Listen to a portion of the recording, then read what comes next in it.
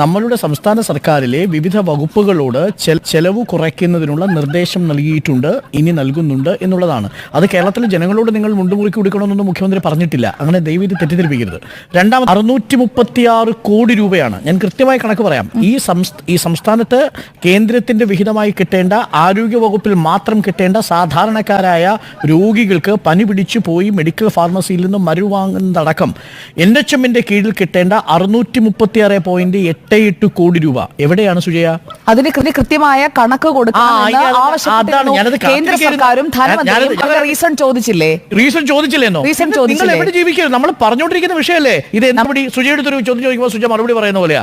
എന്തുകൊണ്ടാണ് കേരളത്തിൽ ഉപമയൊന്ന് മാറ്റി വെക്കണം? സുജയോട് ചോദിക്കുന്ന ചോദ്യത്തിന് മറുപടി പറയാൻ അറിയാം. അല്ലെ, നോക്കൂ, ആ ഉപമ വേണ്ട. ചോദ്യം കേൾക്കൂ, ആ ഉപമ വേണ്ട. കേൾക്കൂ, ഇത് കേൾക്കൂ. അമ്മാതിരി കമന്റ് ഒന്നും വേണ്ട. എനിക്കും അത് തന്നെ പറയാനുള്ളത്. ഇത് കേൾക്കൂ എന്നുള്ളത്. എനിക്കും അതാ പറയാനുള്ളത്. ഒരു കാര്യം കേൾക്കൂ.